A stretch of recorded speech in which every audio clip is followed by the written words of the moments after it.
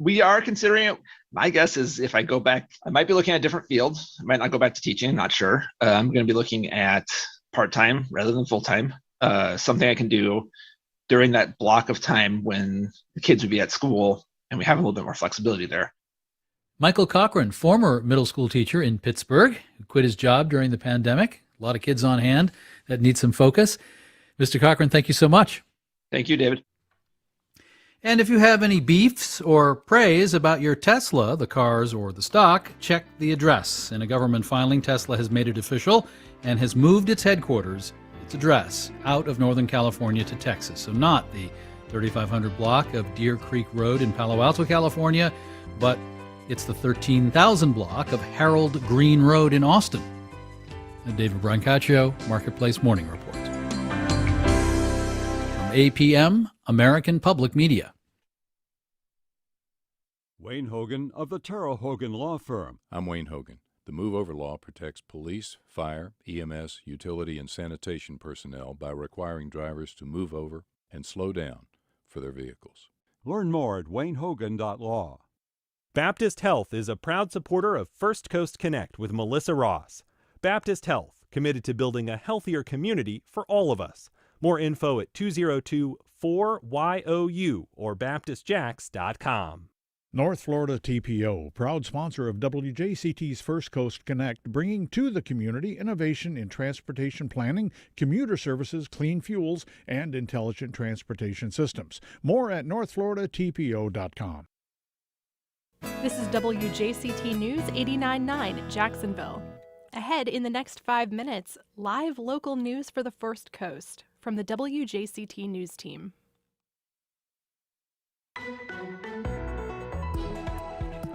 The 5 biggest myths about downtown development. I'm Melissa Ross, and just ahead this hour on First Coast Connect, what's really holding this city back from growing its urban core to a vibrant destination? We'll speak with Bill Delaney of the Jackson. That's ahead, then later. Families, businesses, community organizations, whoever can start a campaign to support Habijacks during the holidays. And the idea is to raise money so that we can select a family in the year to come, get them in a house for Christmas. How you can help Habijacks with its Home for Christmas challenge. Plus, open enrollment is underway for the Affordable Care Act, and Intuition Ale Works marks a milestone in the sports complex. You can join the fun. It's all ahead.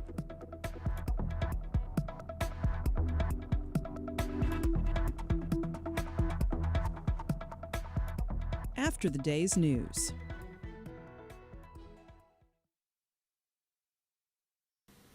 Live from NPR News, I'm Corva Coleman. A Democratic leader says an agreement has been reached in the House on a short-term government spending bill that would fund the federal government through mid-February, mostly at current levels of spending. It's not clear if the agreement has support in the Senate.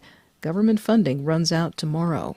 The Omicron coronavirus variant has been identified in the U.S. Health officials confirmed 1 case in California, and NPR's Ping Huang says they expect to see more cases in coming days. The Omicron variant has now been found in some 24 countries. U.S. officials were not surprised to find the Omicron variant here in a San Francisco resident who recently traveled to South Africa. That's where the variant was first identified and where cases are now surging. Here's Dr. Ali Khan, an epidemiologist at the University of Nebraska. That is the concern, that this variant would essentially outcompete the Delta variant, and we would see a new surge in cases to cause additional disease. Health officials are urging people to get COVID-19 vaccines and booster shots if eligible. They say wearing masks, getting tested, and quarantining if you're exposed or sick can help stop the spread. Ping Huang, NPR News. A Michigan prosecutor is charging a 15-year-old boy as an adult in this week's deadly high school shooting north of Detroit. 4 students were shot to death and 7 other people were wounded. Oakland County prosecutor Karen McDonald says she's bringing first-degree murder charges against the suspect because she has evidence to show the killings were premeditated. There is a mountain of digital evidence, videotape, social media, all digital evidence possible, and we have reviewed it, and we are confident that we can show it was premeditation. McDonald says she is considering charging the suspect's parents. The gun used in the shooting was purchased days ago by the suspect's father. The prosecutor says gun owners are required to secure weapons and stop others from getting hold of them, especially minors. Israeli Prime Minister Naftali Bennett is calling for an immediate halt to the Iran nuclear talks in Vienna. That's because international inspectors have announced Iran is advancing new uranium enrichment efforts. NPR's Daniel Estrin reports. As world powers meet with Iran to try to curb its nuclear program, United Nations inspectors say Iran has begun producing enriched uranium with advanced centrifuges at an underground facility. Israeli Prime Minister Naftali Bennett says that is nuclear blackmail. He's calling for an immediate cessation of talks in response. Israel sees a nuclear Iran as a direct threat to Israel. Secretary of State Antony Blinken updated Bennett about the Iran talks. An Israeli official called it a long and not easy phone call. Bennett opposes any lifting of sanctions on Iran, which is what Iran is demanding in exchange for limits on its nuclear program. Daniel Estrin, NPR News, Jerusalem. This is NPR. The time is 4 minutes after 9. This is WJCT News 89.9 in Jacksonville. Good morning. I'm Michelle Corum. Legislation filed at the state capitol would require apartment landlords to conduct background checks on all employees. The bill comes after the death of a 19-year-old Valencia College student who went missing from her Orlando apartment in late September and was found dead a week later. Her suspected killer was a maintenance worker at Mia Marcano's apartment complex, where investigators say he used a master key to enter her apartment. State Senator Linda Stewart is the bill sponsor. Millions of apartment residents in Florida trust that they will be safe when they sign a lease. Unfortunately, there is no requirement for apartments to run background checks before hiring an employee. Stewart's bill would require criminal and sexual offender background checks on all apartment complex employees. Mia's mom, Ia Scarbriel, says her daughter's death was preventable. Mia's law will prevent future incidents like this from ever happening again. Apartment complexes must be more diligent in implementing and enforcing policies and procedures that will ensure tenants are safe. The man suspected of killing Mia later committed suicide. About 2 million people live in apartment complexes in Florida. And our temperature now at 54 degrees. It's fair. Low 70s this afternoon, sunny sky with a northwest wind, about 5 to 7 miles per hour. Support for NPR comes from Little Passports, available as a gift to inspire the imagination. A subscription offers activities, science projects, and stories designed to fuel kids' curiosity about the world around them. More at littlepassports.com.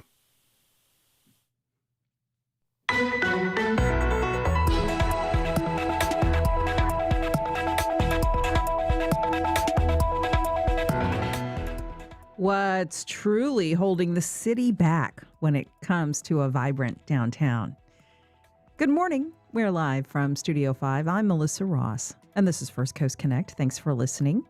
Just ahead this hour, the 5 biggest myths about developing downtown. It's live at our jaxtoday.org, and we will tick them off one by one with your calls. Let us know what you would like to see changed about downtown. Call us up now, 549-2937. Then later, how you can get covered this month under the Affordable Care Act. That and more ahead. But first this morning, does demolishing old buildings prime the pump for flashy new ones? Is 10,000 residents the magic number necessary to enliven downtown Jacksonville? Is downtown development really as complicated as people say? Well, one local urban core advocate says these are all myths that have been holding the city back for years. Bill Delaney of our partner, The Jackson, is also a contributor at Jacksonville Today, our new vertical, and he's been sharing his thoughts there about downtown. Bill Delaney, always good to talk to you. Thanks for calling in. Hey, thanks for having me. And here's our question to callers out there. As we talk about the 5 biggest myths holding downtown back, what do you think they are? What would you like to see the city do to make downtown a destination? 549-2937. Call us up. Emails to firstcoastconnect@wjct.org. Already getting lots of your tweets at Melissa in Jax and Facebook comments. We'll get to those in a moment. Now, you, of course, are the publisher over at the Jackson Mag, Bill, one of our partners, but you're also contributing some thoughts at jaxtoday.org. That is our news site covering the city. And we encourage everyone to subscribe to our newsletter today. It's a free daily newsletter at jaxtoday.org. At Jax Today, you have laid out what I think is a really compelling argument. 5 myths holding back downtown Jacksonville. Let's go through these one by one. Bill Delaney says, myth number 1, it's easier to develop an empty lot than adapt an existing building. That has certainly been the way it's been in the city for years, which I think has been terrible. Bill, you know, when they tore down the old Greyhound bus station downtown instead of adapting it and turned it into a parking lot, I thought that I'm going to say it, I thought that sucked. When you go up to Savannah, they turned their old Greyhound bus station into a fine dining restaurant that draws people from all over the world. Okay, so let's talk about myth number 1. Why does the city think it's better to tear down a building and develop an empty lot than adapt an existing building? So the reason I think that is it sounds like it makes sense, right? Like that it would be easier to build something totally new if you want, a new use, than to try to fit an old building into the use that you need. The problem with that is that when you look at downtown Jacksonville, it just does not mesh with reality at all. We have a whole lot of empty lots, perfect places to build new buildings, but we have a pretty low rate of new buildings coming online. And the ones that are coming are largely out in the outskirts of downtown in Brooklyn and a bit in La Villa. Within the North Bank core and the walkable heart of downtown, there's only a handful of totally new construction projects coming.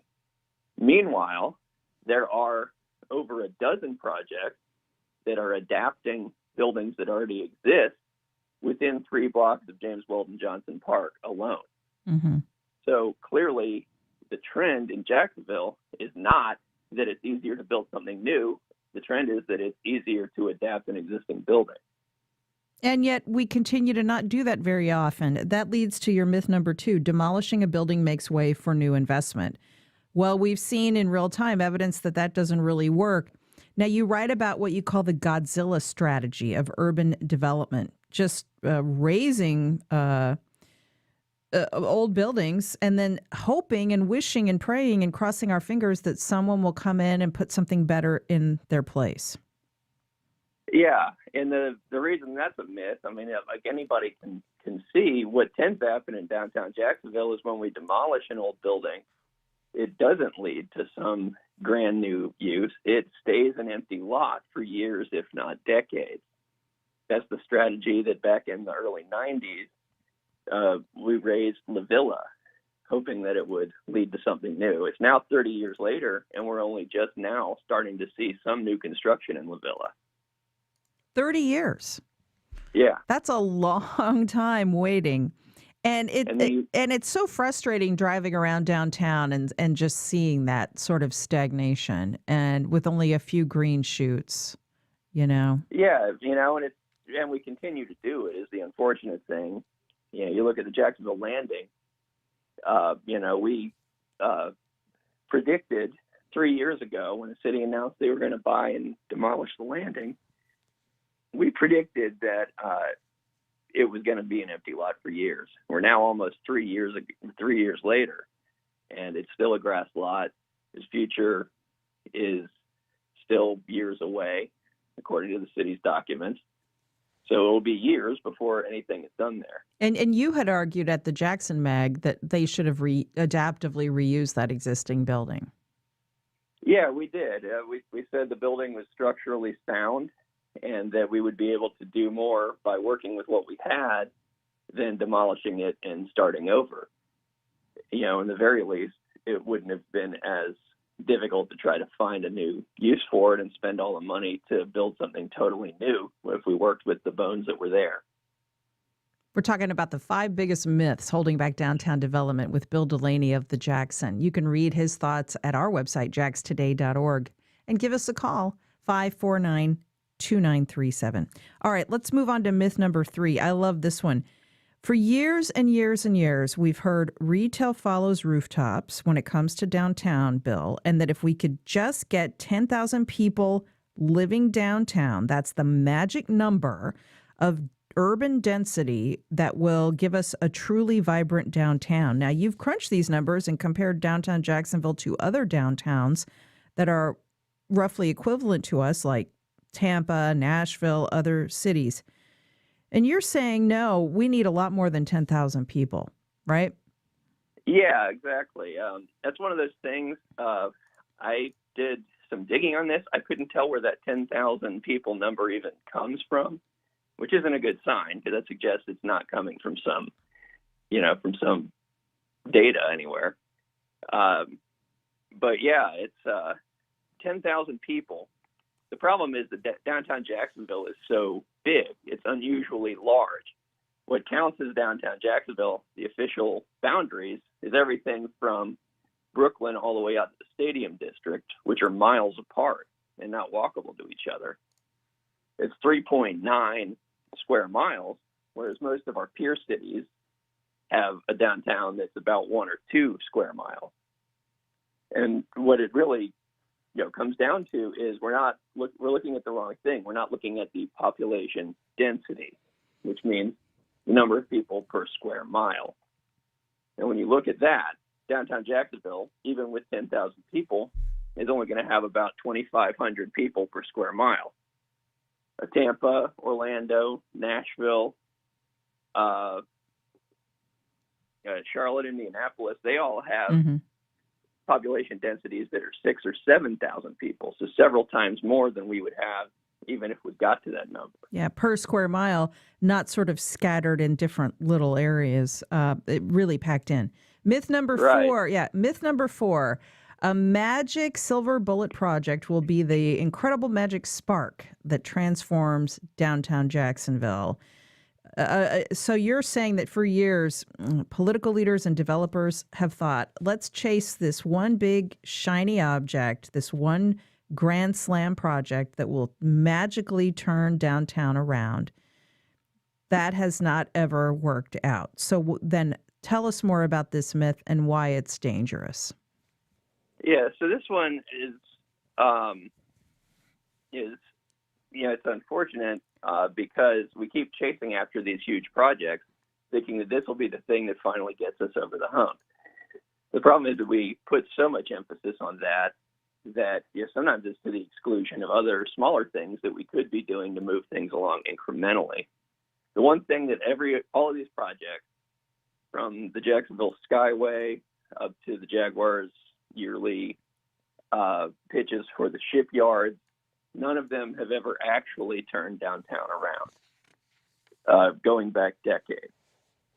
And that's not to say that a big project couldn't contribute to downtown, but it's missing what really moves downtown along, and that's clustering a lot of different things all together in a walkable setting, not just relying on one huge thing to come along and save us. Mm-hmm. All right. And then this is the killer myth, number 5. Downtown revitalization is really hard and takes a lot of study, time, and money. I want to read a little bit of your piece that we're running at jaxtoday.org.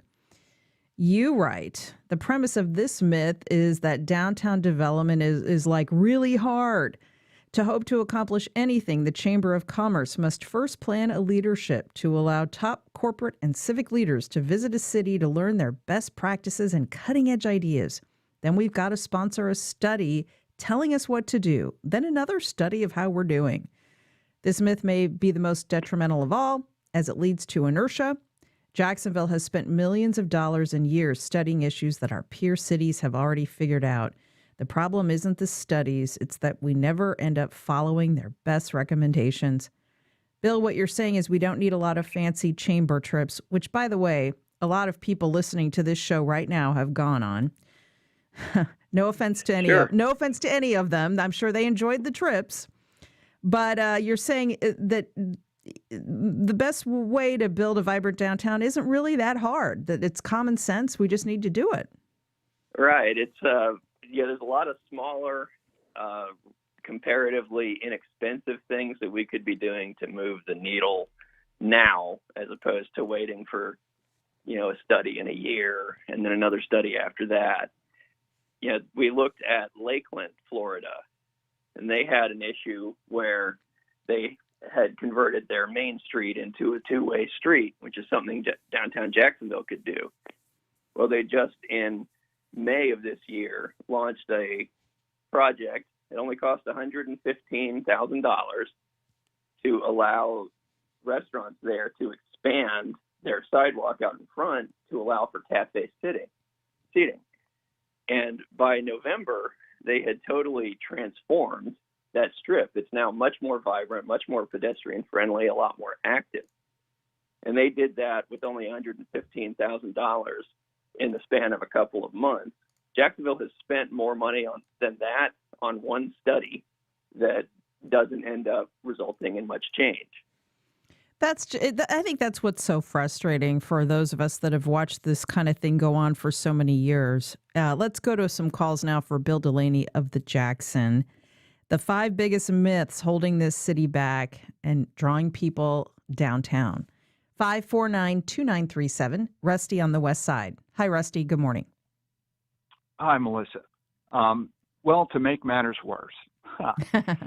So it seems that my perception is that the demand for 1970s style office space has crashed, and that for the urban core here, and if they do want to build it, because of technology, of course. But if they do want to build it, they think to themselves, it seems, hey, there's Deerwood. There is, why not just go straight to Ponte Vedra or Nocatee? That would be a nice place for my office space. And in a heartbeat, it seems. Thanks, Rusty. Secondly, go ahead. Finish your thought. The parking is, property owners have kind of a death grip on that down here.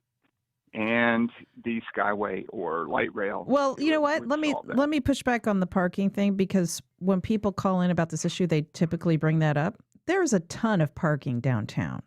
There are parking garages on almost every corner. You just have to be willing to drive into a garage and pay a little money. And a lot of people, for whatever reason, they don't want to do that. If they don't see easy free parking, they think there's no parking. You know what I mean, Rusty? Oh, absolutely. You're right. There's a lot of space. Nobody likes it. Nobody likes the garages or the parking situation down here. That's all. Yeah. Thanks, Rusty. Bill Delaney. Yeah. So, touch on the parking thing. You can look at a vibrant downtown of pretty much any scope, from Asheville, North Carolina, with 300,000 people, to New York City with millions. One thing that they have in common is that they do not have good parking. Right. And they're a lot more vibrant than. But that's not preventing people from coming in. Yeah. Yeah.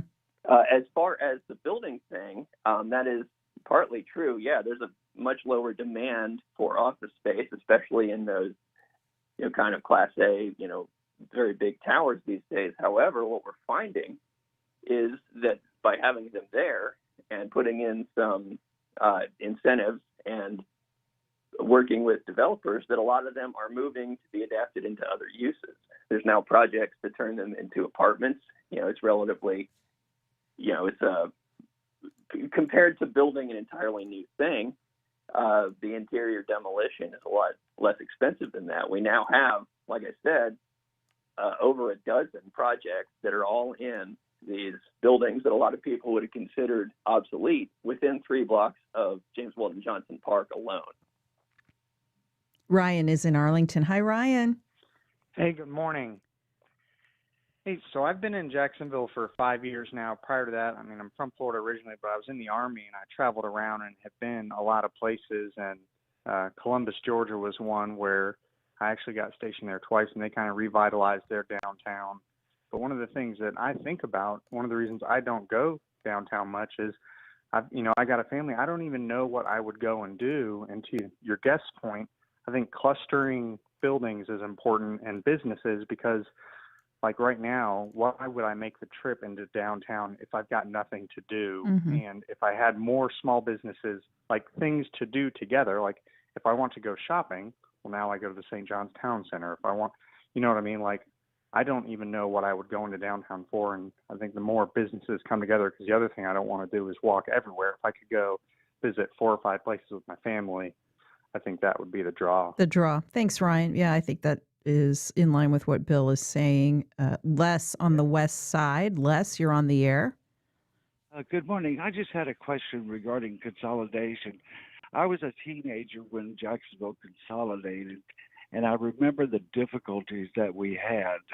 And I just had have a question: is, do the people in the know, are they still sold on the idea of consolidation, or has anybody ever considered turning Jacksonville into 5 different cities? I don't think that's Thank on the you. table, Les, but thanks for the idea. Bill. Yeah, that's something that comes up a lot. I do think that consolidation has kind of disguised the level to which the urban core, the neighborhoods around downtown, declined in population over the years. If the city, if it was still the old city, we would have seen that and potentially started working against it. But at the same time, consolidation allows us to take money from the suburbs and reinvest it in downtown. And there's lots of examples of us doing that. We haven't necessarily done it consistently, but that is a possibility with consolidation. The other thing is when you look at other consolidated cities, they mostly do not have lagging downtown. Nashville, Indianapolis, Denver, Philadelphia, New York is consolidated with 5 counties. Those are all places that have very vibrant urban centers. Mm. Ann at the Beaches. Hi, Ann. Thanks for holding. You're on the air. Yes. It seems when I'm watching any programs about, or on television about visiting towns and so on, it's always asking the question, what about the older part of town? This always seems to be attraction. So why not revitalize what we have, any attractive buildings, and make that a center? Even if it's a small street, it always seems to be a point that attracts people to see just that little bit of history and the quaintness and the buildings that we have, Yeah. which we still do, and making that a center. Thanks, Ann. And you have such a lovely voice, by the way, Ann. Thanks for the call. Bill Delaney, there is some of that going on, the efforts to revitalize a trio of historic buildings downtown called the Laura Street Trio. That's one example. Yeah, and there's, a lot of them. The 12 buildings I mentioned around James Weldon Johnson Park, those are all within about a quarter mile of each other. So once those get online and we start to see more retail on the street, we very well could. We're working our way towards having that kind of a center now. Laura Street Trio is a perfect example. That's one of the buildings that's there. We also are seeing the success of that in some of the other neighborhoods around downtown. Riverside, San Marco have made bank, by selling themselves as a historic walkable community. Lauren at the Beaches. Hi, Lauren. Hey, I actually used to live downtown, and when I lived there for 3 years, our biggest issue was trying to get into a grocery store or like a Target or anything. Everything is far away, and we used to always joke that we thought one of the Laura Street Trio buildings would actually be perfect for a large Target that had the grocery store in it, and just knew that something like that would get more people to live downtown, because just trying to drive out of downtown to go get groceries or go get, something for your household was just such a pain. So to see something like that, I feel like would bring more people into downtown. Thanks for that, Lauren. We're getting tweets and Facebook comments, Bill, about how a decent downtown grocery store could do a lot. Yeah, it could. And fortunately, there's actually a couple of them in the works. A couple of those adaptive reuse projects have downtown, like bodega style or small grocery stores. There is, of course, the formerly a Winn-Dixie. I think it's a Harvey's now, out on kind of the edge of downtown. So, developers are seeing that, and they are responding. Now that there's, not now that we have finally kind of hit the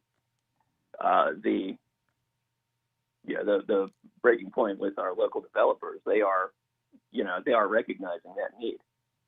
We're getting a lot of other tweets and Facebook comments, pretty cynical ones, Bill. Here's one.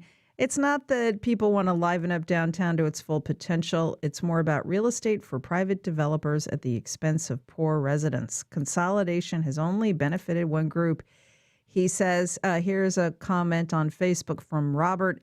Tax breaks and building permits all over the city while downtown festers. The good old boys are getting their piece of it. Basically, this is a running theme on this show, whether we talk about downtown or a host of other issues, Bill. The perception among a lot of voters out there that a small elite minority of white men, conservative white men, is running things here, getting most of the benefits, and holding back progress. That is certainly a narrative many people out there share in their minds. What do you think? Oh yeah, it's easy to see why somebody would be kind of cynical over this, and it's because we've seen not a huge amount of progress in the last 30 or 40 years. I think that if it would be a different story if we were seeing progress. Now, at the same time, I'll say that a lot of the people who are making the investments in downtown now that I think most people want to see are developers. They're local developers. You got Corner Lot Development, Augustine Development, JWB are all out there in downtown, and they're putting their money where their mouth is. But yeah, it's definitely easy to see why somebody would be cynical and get down about downtown's progress when we haven't seen consistent progress, really at any point in decades. So then, what are your thoughts about how the Downtown Investment Authority is working on these issues? Well, I think that they are the right idea, that we needed something that could kind of carry between mayoral administrations. That's a problem that we had for a long time. We would have one mayor who would make a big commitment to downtown, and then the next one would want to do something totally different and not continue to build on it. DIA will allow us to have some kind of continuity. Now, I do think that there's a lot of this stuff that we just talked about that would be better for them to tackle. Like we've had discussions about turning streets two ways for years. Well, that's not an extraordinarily complex, complicated feat. That's something that a lot of cities have done and are continuing to do. I would like to see them tackle more of kind of the small, common sense, incremental improvements, because those are the things that over time really add up. I would encourage everyone in the meantime to read Bill's thoughts at jaxtoday.org and subscribe to our daily free newsletter delivered straight to your inbox, bringing you up to date on all of the biggest news and notes from around the 904. Bill Delaney of the Jackson, it's always good to talk to you. Thanks. Hey, thanks for having me. And much more still ahead. Later, open enrollment is up now. Get covered under the Affordable Care Act. We'll tell you how, but up next. So it's basically a peer-to-peer contest where families, businesses, community organizations, whoever can start a campaign to support HabitJax during the holidays. And the idea is to raise money so that we can select a family in the year to come, get them in a house for Christmas. We'll tell you how HabitJax is working to get local families a home for Christmas after this.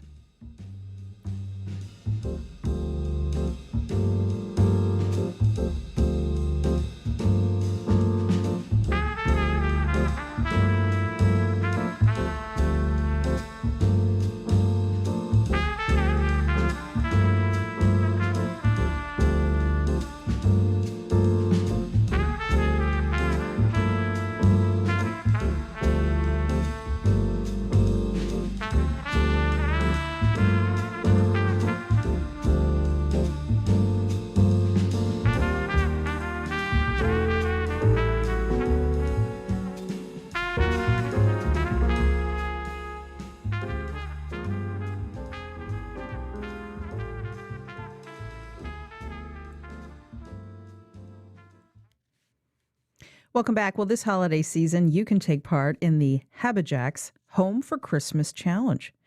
The idea is to hold a competition that will raise enough money to build a home for a local family by Christmas of next year. Whether you're a family, a church, a business, or even just an individual, you can participate by setting up a team and encouraging people to join your team in supporting the HabitJax campaign. HabitJax is the local chapter of Habitat for Humanity. Now, Chris Folds is VP of Fund Development and Community Engagement at HabitJax, and he told me all about it. Hey, Chris, good to talk to you. Thanks for being with us. Thank you for having me. Really appreciate the opportunity. So tell us what's going on at HabitJax. This Home for Christmas Challenge sounds really cool. Thank you. Yeah, it's a new thing that we dreamed up for this year. You know, we had talked about, we've always considered our builds our events. But, we'd been thinking about potentially having an event, but obviously that's a difficult thing to pull off these days. Mm-hmm. So we came up with this concept to sort of get people excited about the holiday season. Obviously, the idea of home and Christmas is, they're very intertwined. And so it's basically a peer-to-peer contest where families, businesses, community organizations, whoever can start a campaign to support HabitJax during the holidays. And the idea is to raise money so that we can select a family in the year to come and sort of get them in a house for Christmas. All these, we anticipate there'll be several, well, hopefully a lot of campaigns raising money that will all go toward this house next year. So essentially what people do is they let us know that they want to participate, and they can visit habitjax.org/Christmas to do so. So you sign up with on a pretty easy form on the website under Support a Campaign. And when you do that, you get what I hope is a pretty nice looking Christmas themed yard sign with a gingerbread house on it and everything, and a QR code that takes you to the website where you can choose what campaign to support. And so essentially it's people, businesses, whomever can start this campaign, raise money for HabitJax, and whoever raises the most money, we have a really cool first prize. Myles Jack, the Jaguars stud linebacker, he's joined us as an ambassador, and his mom Lasagna is on our board. And the campaign that raises the most money for HabitJax will get a meet and greet with Myles. And Myles Jack wasn't down, as we all know, right? Yes, that was like the first thing I said when they came in to meet us, and they were very nice about it. But I could tell it was like, wow, you're original, Mr. Folds. But people can add to the Myles Jack memes by getting their picture taken with him if they get involved in this HabitJax campaign. Now, let's be clear. This isn't building a house. You're trying to get companies, churches, individuals to raise money to build a house. That's the Christmas challenge. Exactly. And we hope we'll get enough, competing campaigns and people interested in this that we will be able to, if not in whole, come very, very close to funding a home for a family. Yeah. Now, this is all about your effort at HabitJax to create more affordable housing in our community, which is so important. It's so needed. Can you tell us about some of the other things you're doing in that area? Oh, definitely. So, when the pandemic got going, we like a lot of folks, we had to close down our office to visitors and suspend our volunteer program temporarily and everything. But our construction team kept on building. We felt like a lot of the clients in our pipeline had done everything that we asked them for, and it seemed like when everybody was telling us go to your home, that's the safest place to be, that we owed it to people to keep building. And things have slowed down a little bit, with supply chain issues and some of the things that I know that people are very familiar with, these days. But we, in large part, have kept right on going, kept on chugging through the whole thing. And in fact, we you probably have seen a little bit about this. We actually just completed our first tiny home community. Tiny home community, yeah. Yeah. So over on the west side, off of Wiley Road, the tiny houses on Navajo. We cut the ribbon on that last month. It's a little different for us. We have not built tiny homes before. I know that's something that people really fascinated. People were just so into this idea of tiny houses, and they're about 600 square feet. There's 50 of them in the development. The whole thing was supported by Dolores Barr Weaver, who's been an amazing friend to us. Yeah, and it's a rental community, which we haven't done before. So, we're all about home ownership. This was a new way for us to meet the rather urgent need for housing in the community. Rents in Jacksonville have gone up 23% since the start of 2020. Yeah, it's really it's a huge issue, and you're putting Miles Jack to work on this too. Tell us about My Cause, My Cleats. Yeah, so that's something we're really excited about. We have not been able to participate in this before, but every year the NFL designates one game where players wear cleats that are custom painted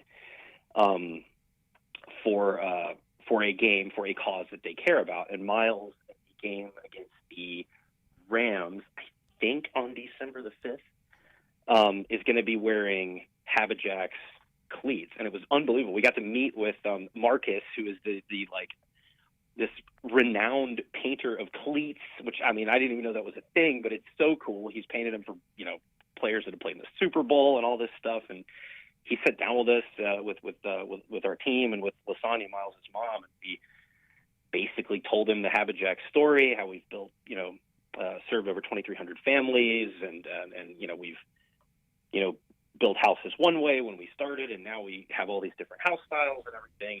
It's going to create these custom cleats that are going to really pop on TV that's great. That promote Habijack. So it's really cool. And then I guess the cleats get auctioned later on, raise money. So everybody needs to go to habijacks.org because they want you to create a team and be part of the Habijacks Home for Christmas Challenge. Check it out. Be part of a great organization. Habijacks.org, the local chapter of Habitat for Humanity. And he is Chris Folds, VP of Fund Development and Community Engagement at Habijacks. Have a great Christmas, Chris, and thanks for being with us. Thank you, Melissa. Have a great one.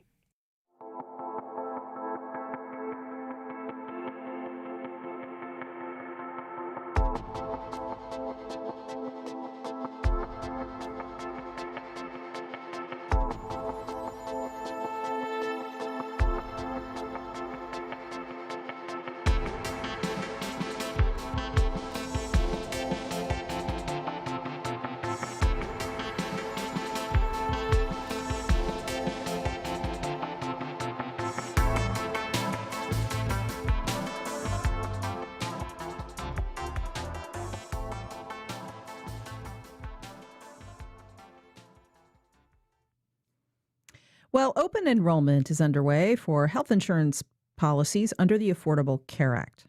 Advocates call it a time to get covered and stay covered. Laura Packard is the Executive Director of Healthcare Voter and joins us now. Hey, Laura. Good morning. Good to talk to you. So healthcare.gov is the place to go in Florida to get a policy under the ACA because the state, of course, declined to set up its own healthcare exchange. And that's ironic considering, I believe, Florida still has the greatest number of signups under the Affordable Care Act, correct? Yes, over 2 million Floridians were signed up as of this year. Wow. Okay, so let's talk about this. It can be a little confusing for people the first time they try to go through this process. Lead us through it.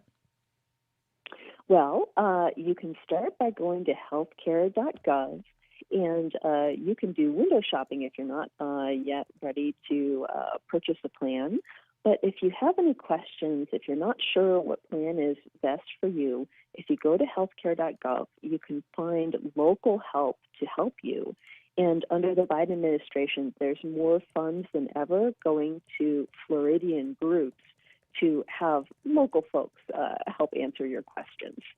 Okay. And tell us about Healthcare Voter and why you've gotten involved in this.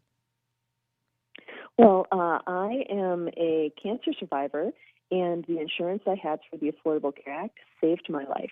So this is personal for me, making sure as many Americans as possible get the health insurance they need. Yeah, I mean, this really is an issue that cuts across a lot of different constituencies. And over time, the Affordable Care Act and the idea of it has grown more politically popular. There have been dozens and dozens of attempts to undo this benchmark legislation, but they've all failed.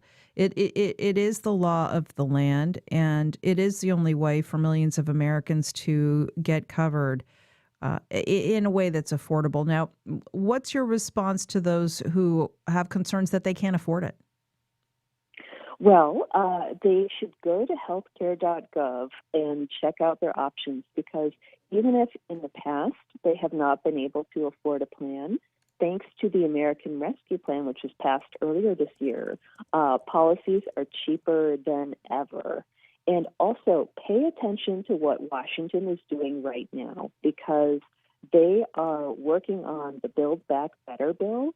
And if that goes through, then people in Florida, especially, that have not been able to get health insurance because they make too little an amount of money to qualify for Medicaid, but they don't qualify for ACA either. The people that fall into the Medicaid gap, over 2 million Americans, and many of those are Floridians, they will finally be able to get health insurance coverage. And didn't the American Rescue Plan Act, the first big piece of legislation coming out of the Biden administration, also help in this effort? Absolutely.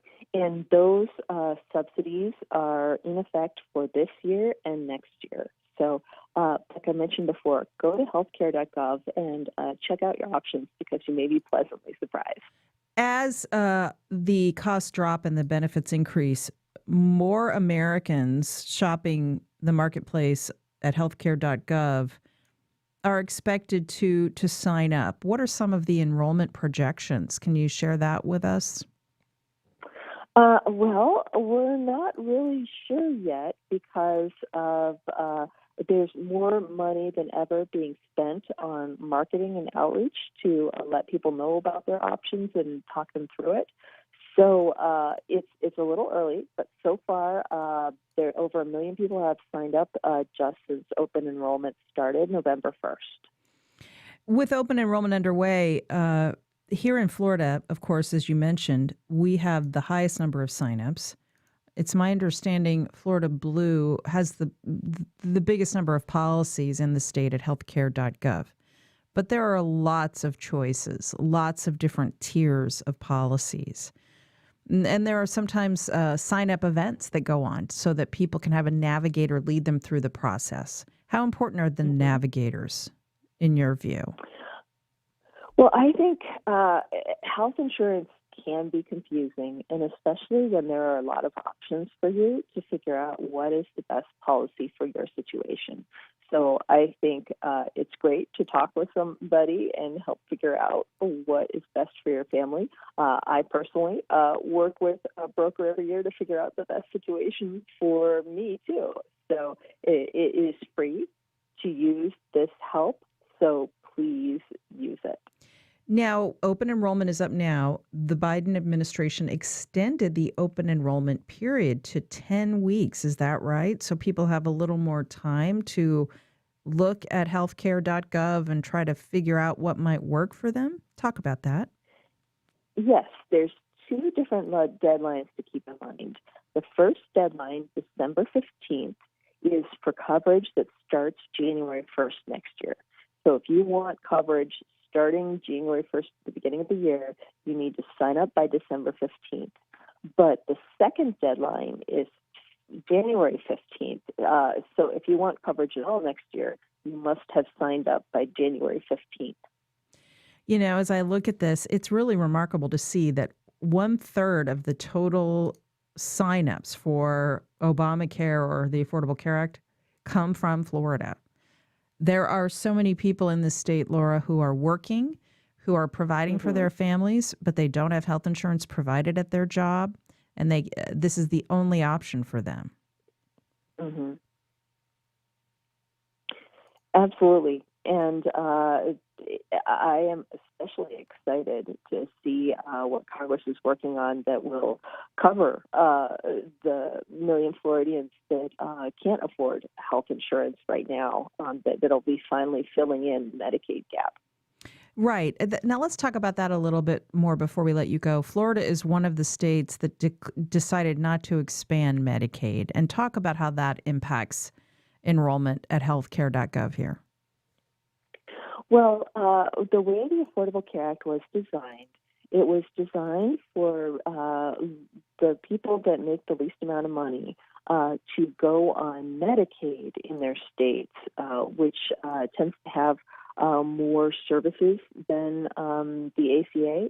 So the original idea was that so many millions of Americans would get Medicaid instead of the Affordable Care Act. But because of the Supreme Court decision, instead of it being mandatory for states, it became optional.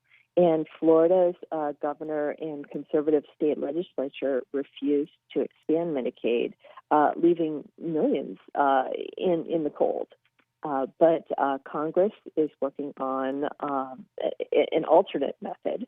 So in states like Florida, where DeSantis and the legislature refused to do it, there would be a federal option instead, where low-income Floridians would be able to get an ACA plan at $0. It's healthcare.gov, open enrollment up now, and it is extended several weeks to enroll for a health insurance policy under the Affordable Care Act. Check it out, folks. Laura Packard, Executive Director of Healthcare Voter. Thanks so much. Thank you. And in a moment, we're going to check in on both the Jacksonville Historical Society and Intuition Aleworks, which is right across the street from them, basically. We'll be right back.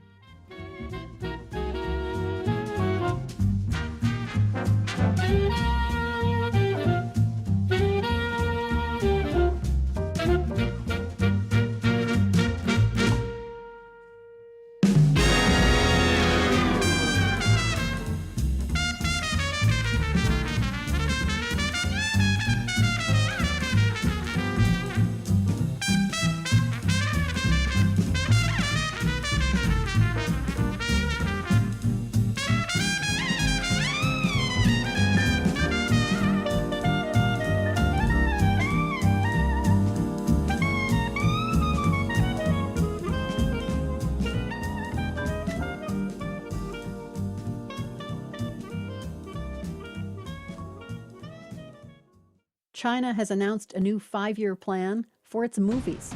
Step 1, make sure every Cineplex has at least one theater that's devoted to patriotic films. We've been seeing things realigning to those good old socialist core values. This almost a further doubling down on a lot of that. Why Chinese filmgoers seem to like government-sponsored blockbusters. Our story on the world. This afternoon at 3, here on WJCT News 89.9. I'm Peter O'Dowd. From offshore wind energy projects in the Atlantic to wind farms in the Midwest and in the desert, a once novel energy source is now championed by politicians on both sides of the aisle. The answer to U.S. energy needs could be, as a great poet once said, blowing in the wind. That's next time on Here and Now. Today at 2 on WJCT News 89.9.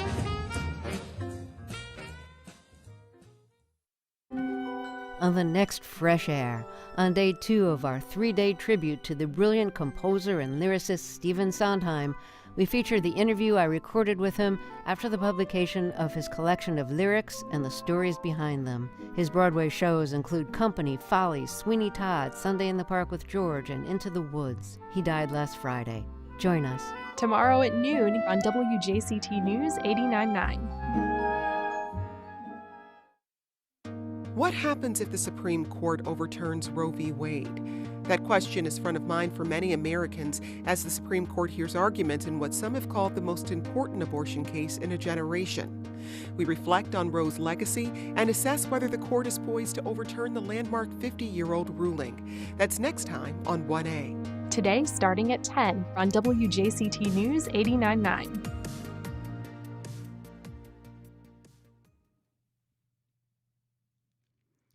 Welcome back. It's a holiday tradition. The 19th annual Gingerbread Extravaganza kicks off Saturday at the Jacksonville Historical Society. CEO Alan Bliss is on the line to give us a quick preview. Hey, Alan. Good morning, Melissa. How are you? I'm great. Good to talk to you. These gingerbread houses people can come check out at the Historical Society are nothing short of astounding. Tell us what we're going to see. Well, we think Jacksonville needs some gingerbread, and we are bringing it back. This is the 19th year for the Gingerbread Extravaganza, And again, we have over 40 original edible creations on display. The opening date is December 4th. We run through December 22nd this year.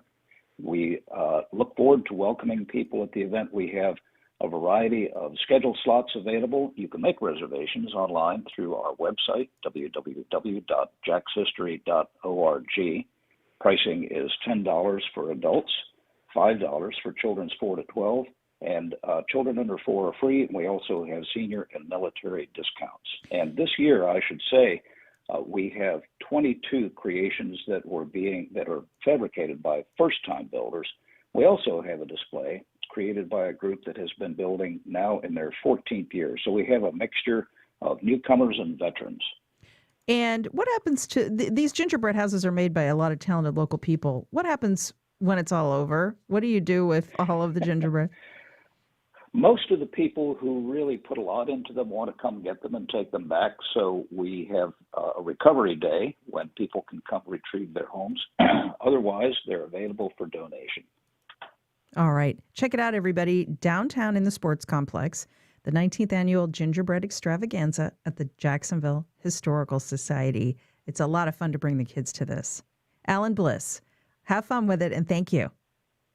Thank you, Melissa. Have a great day. You too. Now, right down the street from the Historical Society, Intuition Ale Works is celebrating something too. Their 11th anniversary this weekend with a lot of fun and some live music too. Ben Davis is founder and owner at Intuition. Hey, Ben. Hey, how are you? Good morning. Good morning. Okay, great to talk to you. Now, you're celebrating 11 years, your 5th year in the current location on Bay Street. You've got a free event coming up and a concert. This sounds like a lot of fun. Tell us all about it. Sure. I mean, I think in some ways we're trying to make up for last year. Last year was our 10th year anniversary, and we couldn't do a whole lot because of COVID. So this year, we're really stepping up a notch. We have a free concert starting at 2. Music starts at 2. We have Mike Holey from the Drive-By Truckers doing his solo act. We're going to have barbecue.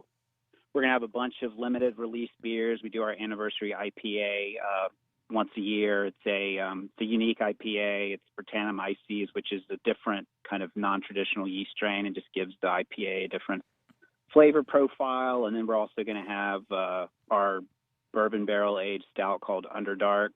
We're doing actually a Manhattan cocktail-inspired version of that. And then we'll have a bunch of other limited release beers. And then if you're a glutton for punishment, you can stay and watch the Jags game. Yeah, you're going to have it on the big screen and people can drown their sorrows if the Jags lose, which is given this year's record and is likely. Now, let's talk about the Beer Hall, which you opened recently. This is a cool new concert venue downtown.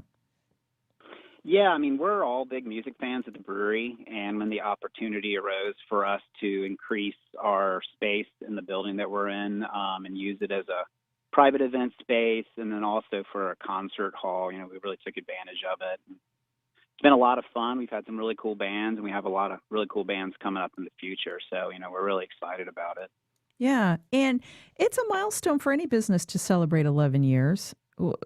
You've grown a lot over the years. You made it through the pandemic. What are your thoughts about this little over a decade?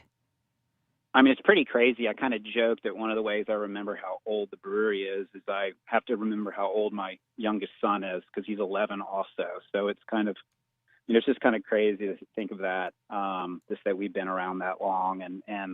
But it's also just really rewarding when we've got folks that have been with you since you still have folks with you, that have been with us since day one. That's really cool. So it's been a lot of fun. It's definitely, small business ownership's a challenge. There are some challenges with being downtown also, but I mean, it's been a lot of fun. Yeah. And then after the concert Sunday, you've got a full lineup of concerts at the Beer Hall people need to check out as well. Yes, they do. We got a lot of stuff coming up, and we still have some bands that we haven't announced yet that we're trying to finalize the deals with. So the spring's going to be awesome.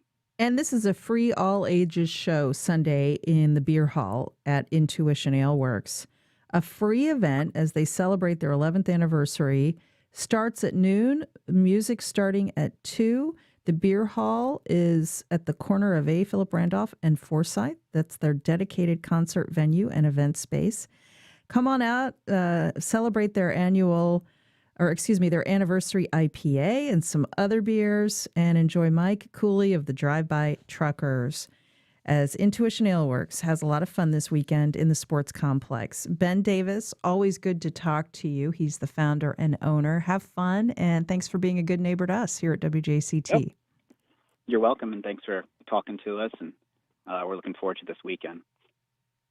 So lots of fun this weekend, folks. Enjoy whatever you do, and thanks for listening. Thanks also to senior producer Heather Schatz, director Isabella De Silva, associate producer Catherine Hobbs, editorial director Jessica Palumbo, and news editor Randy Roguski.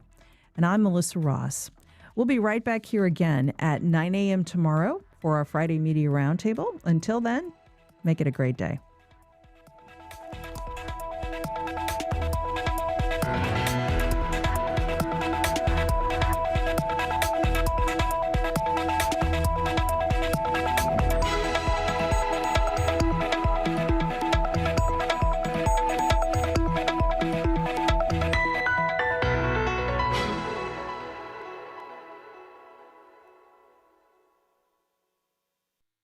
Support for First Coast Connect is provided by Baptist Health and the North Florida TPO.